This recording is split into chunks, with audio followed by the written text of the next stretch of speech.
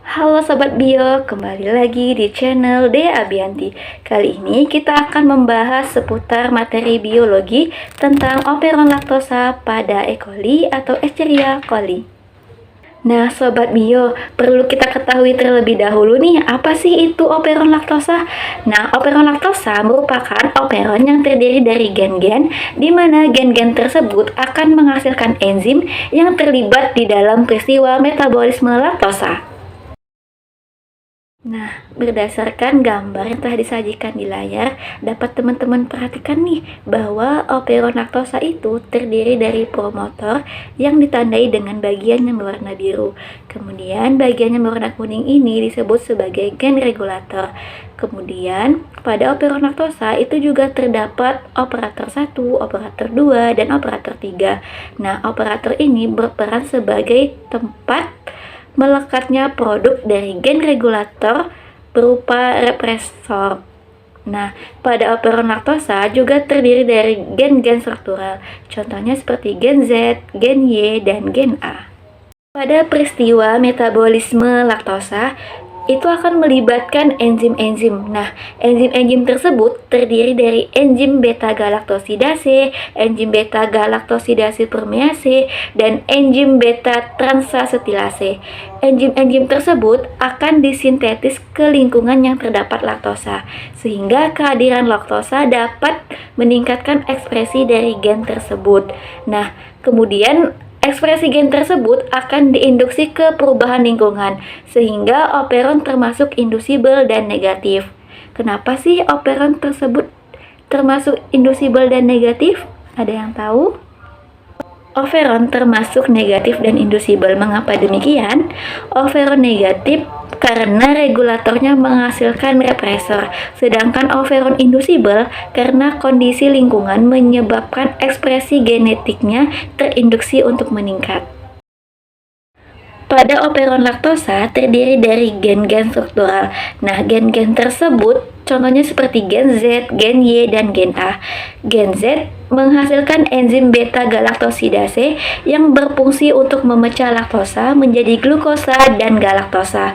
Kemudian pada gen Y akan menghasilkan enzim beta-galaktosidase permease. Nah, enzim tersebut terlibat memasukkan laktosa dari lingkungan ke dalam sel. Kemudian pada gen A menghasilkan enzim galaktosidase transasetilase. Baik, dapat teman-teman perhatikan lagi nih di gambar selanjutnya bahwa dalam kondisi normal gen Z, gen Y, dan gen A tidak dapat diekspresikan dan tidak aktif. Mengapa demikian? Mari kita kembali mengingat pada materi sebelumnya. Gen regulator pada operon laktosa akan menghasilkan represor yang aktif. Nah, represor yang aktif tersebut akan menempel pada operator. Maka polimerase tidak dapat menempel pada promotor, sehingga menyebabkan gen Z, gen Y, dan gen A tidak dapat diekspresikan atau tidak aktif.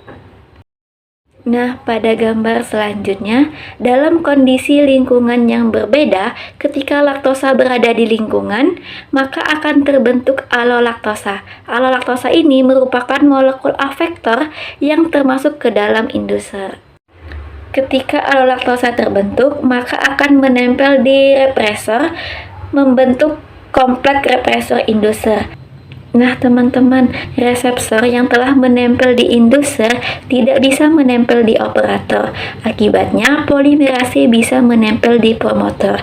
Polimerase yang telah menempel di promotor dapat mengekspresikan gen-gen tersebut seperti gen Z, gen Y, dan gen A, sehingga dapat meningkatkan ekspresi genetik operon laktosa sehingga enzim-enzim tersebut dapat dihasilkan. Nah Sobat Bio, dapat disimpulkan bahwa laktosa yang berada di lingkungan akan membentuk alolaktosa berupa induser, sedangkan laktosa yang tidak ada di lingkungan tidak membentuk induser. Nah, Sobat Bio, dapat kita simpulkan nih pada video kali ini. Kesimpulannya yaitu Lactoferon merupakan mekanisme yang digunakan bakteri untuk mengontrol ekspresi gen-gen yang diperlukan dalam pemecahan laktosa. Sistem ini memungkinkan bakteri untuk menghemat energi dengan hanya mengaktifkan gen ketika dibutuhkan. Kemudian yang kedua, operon itu terdiri dari gen struktural, gen Z, gen Y, dan gen A, kemudian terdiri dari promotor dan operator, serta gen regulator. Yang ketiga, dalam kondisi tanpa laktosa, operon berada dalam keadaan off, dan dalam kondisi ada laktosa, operon berubah menjadi on, karena alolaktosa berfungsi sebagai induktor dengan menonaktifkan repressor.